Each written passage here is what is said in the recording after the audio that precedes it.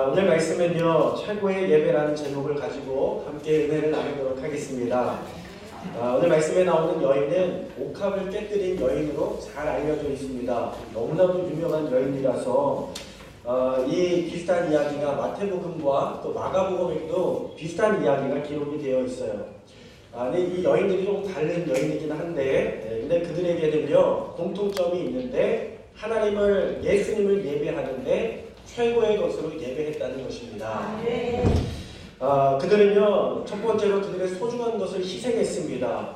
이 옥합을 깨뜨렸거든요. 이 옥합이라는 것이 무엇이냐면 당시에 여성들이 결혼하기 위하여 지참해 가야 될 아주 중요한 신혼 준비물이었습니다.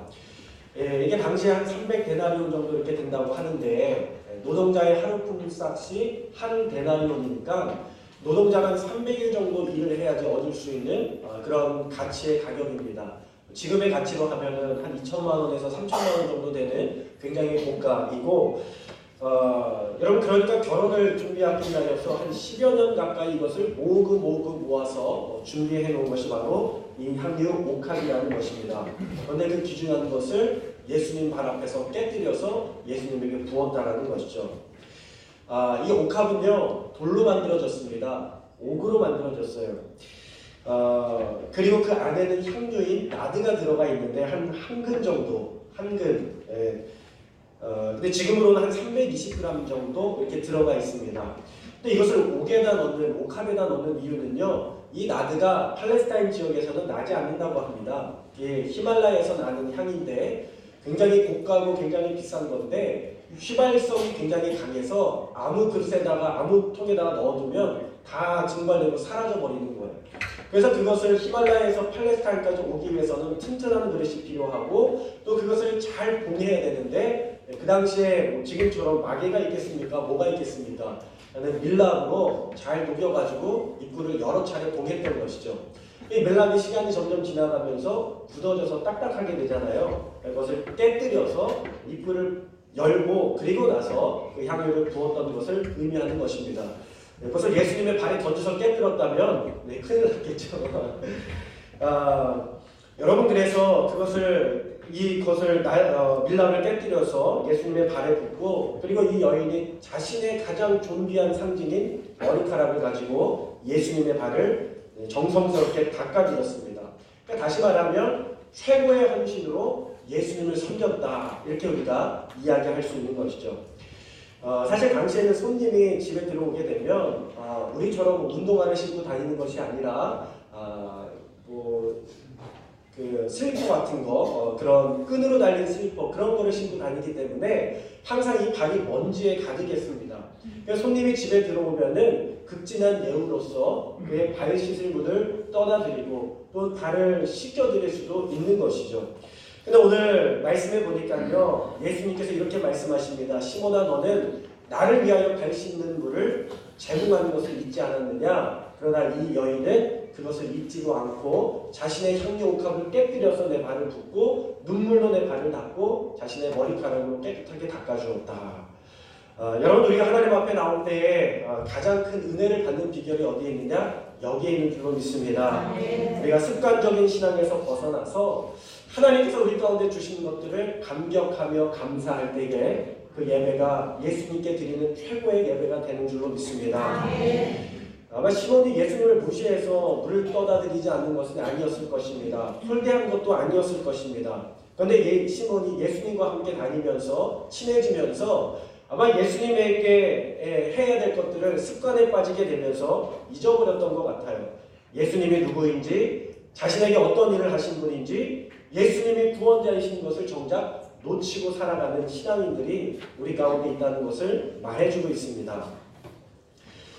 우리도 주일날 예배에 나와서 그럴 수 있어요. 예배에 나와서 시몬과 같이 습관적으로 예배드릴 수 있습니다. 어떻게 해요? 찬양하고 기도 순서하고 설교 듣고 헌금하고 축도 끝나고 가면 나 오늘 예배 참 잘 드렸다, 이렇게 생각할 수 있습니다.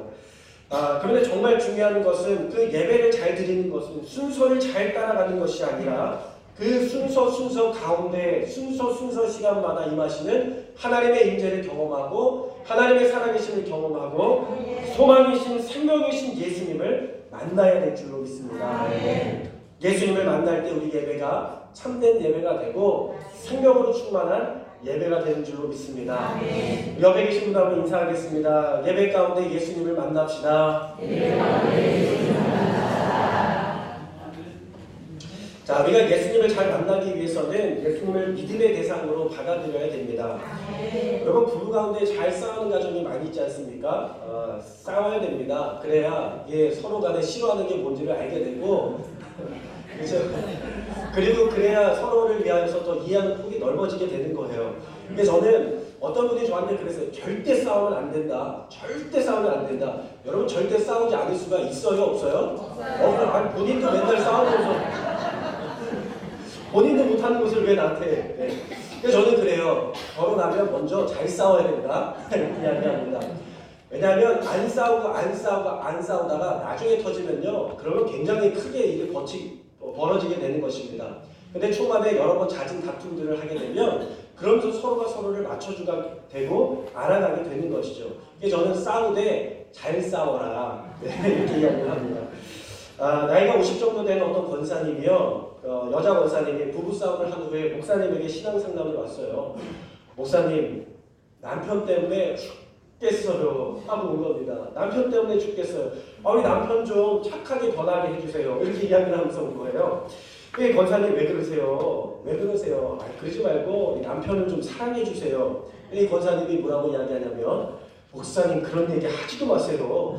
목사님은 목회자니까 주여 주여 하고 서로 사랑하겠지만 안 믿는 사람들이나 우리 같은 세상 사람들은요, 50 넘어서 다정하게 사는 부부가 없어요. 원수돼서 산다고 삽니다. 아무도 없어요. 남은 나쁜 거 아니에요 하면서 방어를 하더라는 것입니다. 어떤 여성이요, 시퍼렇게 먹는 눈으로 이혼 담당 변호사를 찾아갔어요. 변호사를 찾아갔는데 눈이 시퍼렇게 멍이 든 거예요. 그게 선글라스를 딱 끼고, 예배 시간에 선글라스 끼는 사람 좀 주시면. 어쨌든 선글라스를 딱 끼고 병원을 찾아갔습니다. 변호사를 찾아갔어요. 그게 선글라스를 딱 벗으니까 눈에 뭐가 있어요? 눈이 밤이 된 거예요.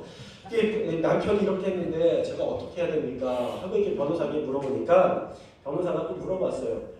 이렇게 맞기 전에 남편에게 어떤 말을 하셨어요? 도대체 어떤 말을 하셨어요? 그러니까 이 아내분이 이렇게 이야기합니다. 네, 한참 높여줬죠. 그래 잘났어. 그래도 사내라고. 당신 해준 게 뭐가 있냐? 그래 때려봐라 때려봐. 왜 아이 죽여라 죽여. 그래도 꼴에 자존심은 있어가지고 때리지도 못하지 하는 순간 주먹이 팍 나가가지고 맞았다는 겁니다. 여러분, 그 이야기를 듣고 있던 변호사가 가만히 그 이야기를 듣고 있다가 이렇게 이야기하더래요. 아이고, 그래도 남편이 참 훌륭하신 분이래요. 죽이라고 했는데 이 정도로 끝나면. 여러분, 부부 사이가 좋아지는 비결은요, 다른 데 있지 않습니다. 서로 희생하고 헌신하고 사랑하고 존중해지는 그것을 감당해야 될 줄로 믿습니다. 어떤 자매가 그런 이야기를 해주었어요. 남편과 결혼하기 전에는 참 좋아 보였는데 결혼하고 나서는 너무나도 서운한 게 많다는 거예요. 자기 마음도 몰라주는 것 같아서 서운하고 집안일에 관심도 없는 것 같아서 서운하고 하여튼 모든 게 다 서운한 건 투성이라는 겁니다. 꽤 불평하고 원망하는 중에 남편이 학교에서 대학에서 강의를 하는데 어느 날 남편이 일하는 학교에 가게 되었습니다. 꽤 물어가지고 남편이 어디 있는지 학생들에게 물었는데 그 중에 한 여학생이 이렇게 대답을 하더라는 거예요. 그 교수님이요, 진짜 멋진 분이세요. 진짜 좋은 분이세요. 최고이신 것 같아요. 막 이렇게 황홀한 표정으로 자기의 남편에 대해서 이야기를 하는데 처음에는 좋은 줄 알았는데 나중에 생각해보니까 뒤통수를 한 대 맞은 것 같아요. 왜요? 그때 정신이 벌쩍 뜨더랍니다.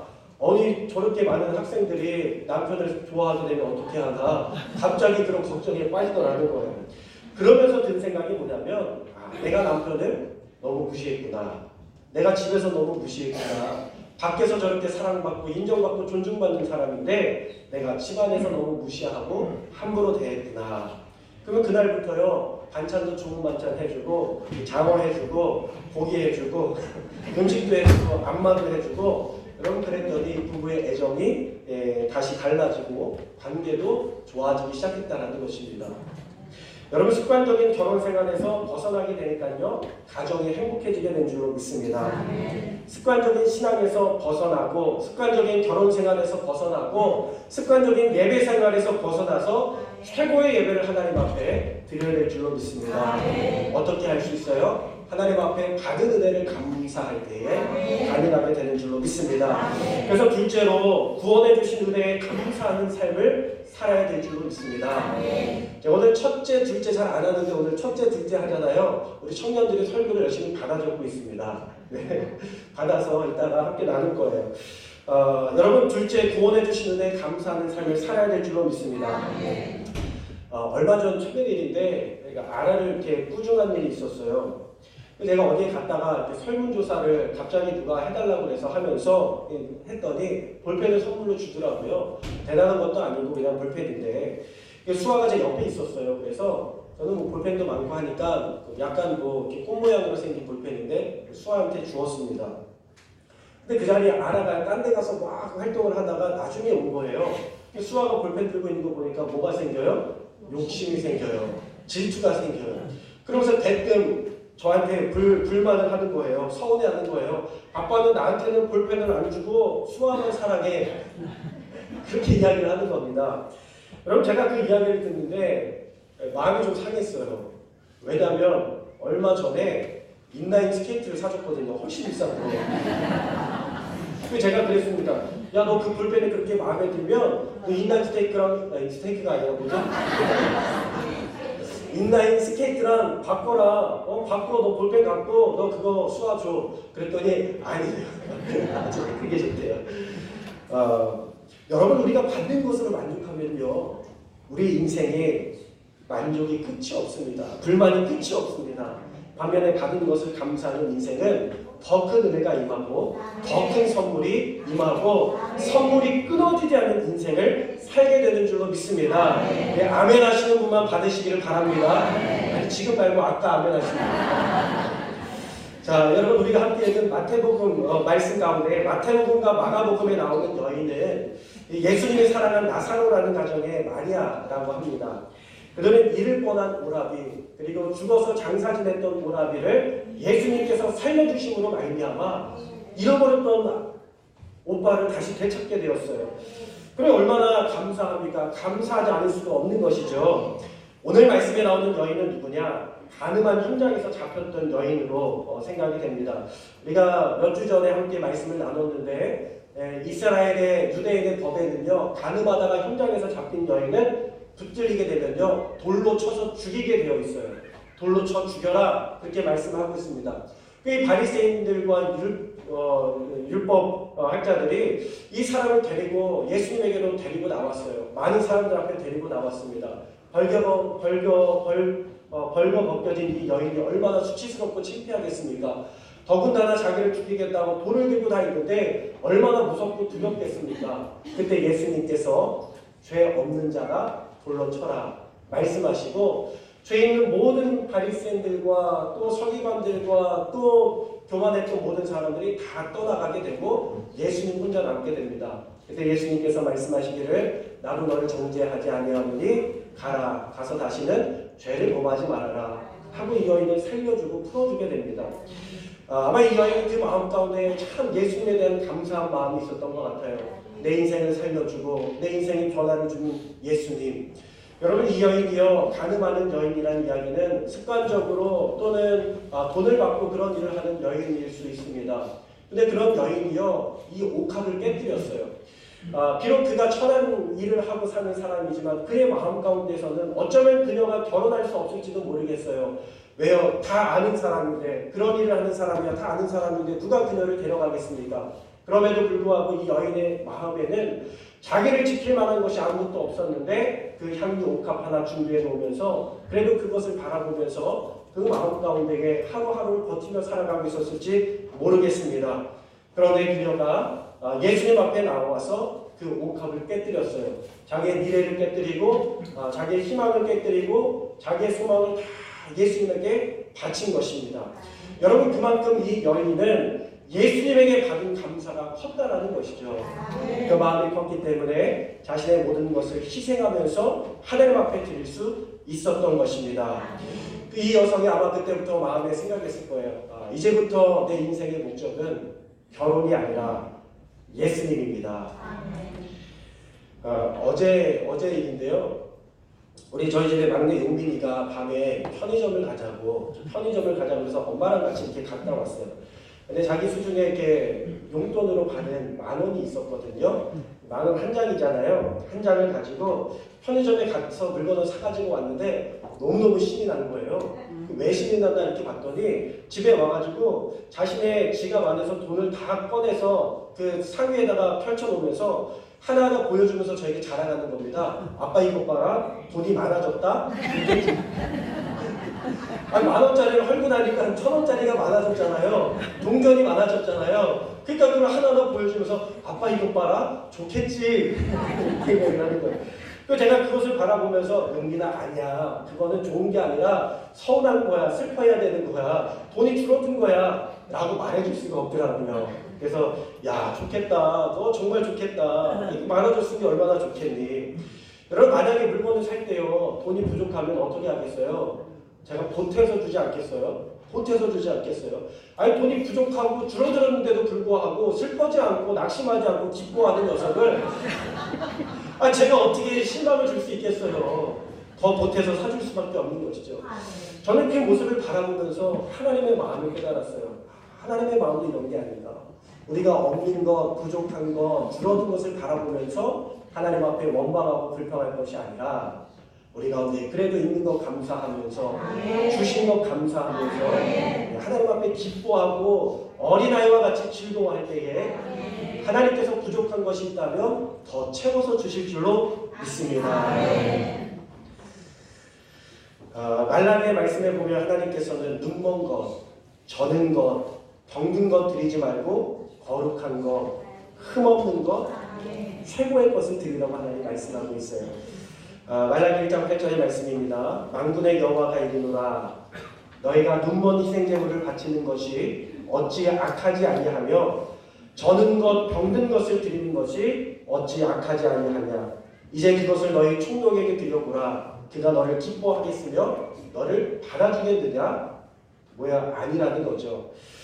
우리가 하나님 앞에 나와서 드리는 시간은 하나님 앞에 예배 드리는 이 시간은요. 여러분의 짜투리 시간을 내어서 드리는 것이 아닙니다. 여러분이 쓰고 남는 시간을 드리는 것이 아닙니다. 우리의 가장 중요하고 가장 소중한 시간을 잘라내어서 하나님 앞에 드리는 것임을 기억하시길 바랍니다. 남는 것, 버리는 것이 아니라는 거예요. 제가 고등학교 다닐 때는 자율학습이 참 많았습니다. 밤에도 남아서 9시, 10시까지 자율학습을 하고 그것도 모자라서 고3 때는 12시까지 자율학습을 했어요. 정말 놀라운 것은 그렇게 12시까지 자율학습을 하는데 성적이 오르지 않아요. 왜 다 같이 열심히 하니까 다 같이 수준을 유지하는 겁니다. 토요일에도 자율학습이 5시까지 있었고 주님의 날에도 자율학습이 있었습니다. 제가 고3이 되면서 마주하게 된 가장 큰 문제는 담임 선생님에게 찾아가서 선생님 주님의 날에는 자율학습을 할 수가 없습니다. 저는 교회에 가서 예배를 드려야 합니다. 라는 것을 말씀드리는 것이었어요. 당시에 대부분의 학생들은 타협점이 있었습니다. 주 저녁 예배 있잖아. 공부하고 저녁 때 가서 드리면 되지. 근데 저는 그렇게 할 수가 없었어요. 공부도 중요하지만 하나님께서 내 인생을 떠나가시면 나는 아무것도 아니라는 생각이 들었습니다. 그래서 남들 공부하는 시간 다 나와서 하루 종일 공부할 때에 저는 매주 9시간씩을 남들보다 10시간씩을 뒤처지는 거예요. 그러나 하나님 앞에서 내가 뒤처지기로 결정을 하고 선생님한테 찾아갔습니다. 교무실에 갔더니 한 20, 30년 된 선생님이 다 저를 쳐다봐요. 제가 왜 교무실에 왔나? 문제가 있어서 왔나?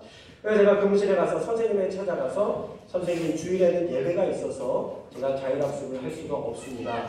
다만 다른 시간에 열심히 공부하겠습니다. 이렇게 말씀을 드렸어요. 제가 대담하고 담대한 모습이었는지 선생님께서 얼떨결에 너가 손해보는 일이니까 너가 원하는 대로 해라 하고 허락을 해주셨습니다. 그리고 나서 선생님이 정신 차리셨는지 그 뒤에 오는 학생들한테는 다 거절을 하셨어요. 매도 먼저 맞으면 좋다고 기도하고 교무실로 찾아갔는데 하나님께서 그 마음을 움직여 주셔서 허락을 받아내고 열심히 그 외의 시간에 공부를 했습니다. 참 감사한 것은요, 남들보다 일주일에 하루를 공부를 못했지만 그럼에도 불구하고 하나님께서 보충해 주셔서 하나님께서는 원하는 대학에 들어갈 만큼의 실력을 허락해 주셨습니다. 덕분에 저는 4년 동안에 장학금을 면제받고 다닐 수 있었어요. 네. 수업료를 다 내고 다녔다고 말입니다. 모르시는 분은 집에 가서 웃으시기 바랍니다. 자, 많은 학생들이 공부를 핑계로 주의를 지키지 않습니다. 그죠? 많은 사람들이 사업을 핑계로 주의를 지키지 않습니다. 동일한 문제예요. 그들에게 있어서 중요한 것은 하나님이 아니라는 것입니다. 하나님 앞에 드리는 예배의 시간은 짜투리 시간 남는 시간이 아니라 내 살을 잘라내고 내 몸을 잘라내어 이 부분을 하나님 앞에 드리는 것임을 기억하시기를 바랍니다. 제가 같이 훈련을 받았던 그 예수전도단이라는 선교단 안에서 DTS 제자 훈련을 받았는데 6개월 동안 함께 합숙하면서 강의를 듣고 찬양을 하고 기도 훈련을 받고 전도 훈련을 받고 그러면서 학기 중에는 학교를 다니게 됩니다. 이렇게 공동체 생활을 하는데 근데 그 DTS를 병행하면서도요 학교에서 장학금을 받는 학생이 있었어요. 남들은 피곤하니까 우리가 특별한 훈련 가운데 있으니까 이렇게 생각을 하면서 마음의 여지를 많이 주었는데 이 학생은 그럼에도 불구하고 내가 하나님의 영광을 위하여 하나님께서 피해받지 않도록 하나님께서 오해받지 않도록 더 열심히 살아야 된다 그런 마음을 가지고 열심히 공부했습니다. 가만히 보니까 남들 잘 시간에 공부하더라고요. 하루에 3시간씩 공부하면서 하루에 3시간씩 자면서 공부하는 모습을 보면서 참 감동을 많이 받았어요. 이 자매가 서울대학교 의대에 다니던 학생이었는데 제가 그때 알았습니다. 의사 되는 것이 쉬운 것이 아니구나. 하루에 3시간씩 자면서 공부하는구나. 제가 그 자매를 보면서 깨달았어요. 그런데 더 놀라운 것은요, 여러분.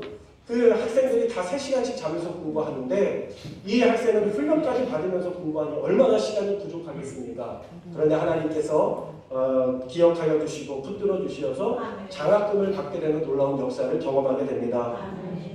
여러분 이 자매의 롤모델이 더 놀랍습니다. 그 자매의 선배 중에 하나는 주일에 교회에 나와서 예배드리는 것에서 그치지 않고 교회학교, 주일학교 봉사하고 찬양단 봉사하고 청년부도 섬기면서 주일 하루를 아침부터 저녁까지 온전히 하나님 앞에 드리는 거예요.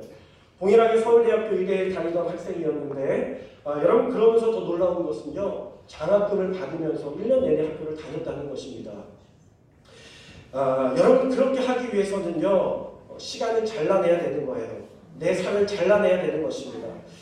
남들은 하루에 3시간씩 잠을 자면서 공부하는데 주일을 온전히 지킨다는 것은 그만큼 뒤처지는 일이라고 생각할 수 있을 겁니다. 손해보는 일이라고 생각할 수 있을 거예요.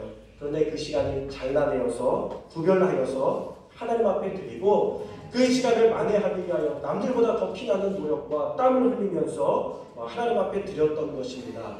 그럼 하나님께서 뭐라고 말씀하시겠어요? 너가 나에게 최고의 것을 드렸으니 나도 너에게 최고의 것으로 보답하겠다. 여러분 그렇게 해서 학교 다니는 동안에 장학금을 받으면서 다니게 됩니다. 제가 그 모습을 바라보면서 깨달았어요. 우리가 핑계할 수가 없구나. 핑계할 수가 없구나. 우리가 핑계였음을 인정할 때 우리는 최고의 예배로 하나님 앞에 드리게 될 줄로 믿습니다. 결론입니다. 그러므로 예배라는 것은 우리가 희생하여 하나님 앞에 드리는 것인 줄로 믿습니다. 옆에 분하고 인사하겠습니다. 예배는 희생입니다. 미국에 크리스토퍼 강이라고 있어요. 크리스토퍼 강진구라는 학생 청년입니다. 이제는 결혼도 해서 이제 나이가 많이 들었는데 여러분 우리나라의 유명한 사람 시각장애인 강영우 박사의 첫째 아들입니다. 이 아들이 고등학교 때 공부를 열심히 했어요. 그래서 하버드 대학교 입학을 따놓았습니다. 미국의 학교는 이미 다 거의 되지 않습니까? 이미 다 입학 사정을 하는데 이제 마지막 학년에 학점만 잘 유지하면 별 문제 없이 하버드 대학교에 들어가게 되는 거예요.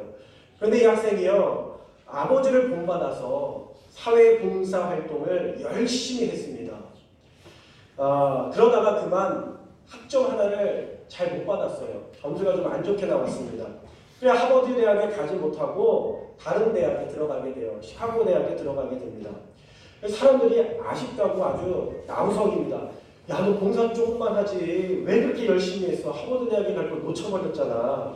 대학 가서 하면 되지 왜 그렇게 열심히 했어? 하면서 안타까워하니까 강진우가요 그렇게 생각하지 않았어요. 저는요, 제가 가장 좋은 것으로 하나님 앞에 드리고 싶었습니다. 대충하거나 적당히 해서 드릴 수 없었어요. 최고의 것으로 하나님 앞에 드리고 싶었습니다. 그런데 여러분, 시카고 대학에 가서 누구를 만나냐면 그곳에 가서 미셸 오바마를 만나게 됩니다. 누군지 아세요? 오바마 대통령의 부인입니다. 하나님께서는 미셸 오바마를 만나게 하시고 그것이 인연이 되어서 나중에 졸업한 후에 백악관에 들어가서 오바마 대통령의 보좌관이 되어서 나를 위하여서 크게 일하는 사람으로 하나님께서 세워주신 줄로 믿습니다. 하나님 앞에 최고의 것을 드렸더니 하나님께서도 최고의 것으로 응답하신 줄로 믿습니다. 우리 사랑하는 오감교회 성도 여러분, 하나님 앞에 드리는 것이 손해라고 생각하시지 마시기 바랍니다. 저는 것, 병든 것, 남는 것, 짜투리의 것, 버려진 것 드리지 마시기 바랍니다. 최고의 시간, 최고의 물질, 최고의 건강, 최고의 마음과 최고의 헌신, 최고의 것을 드리시기 바랍니다.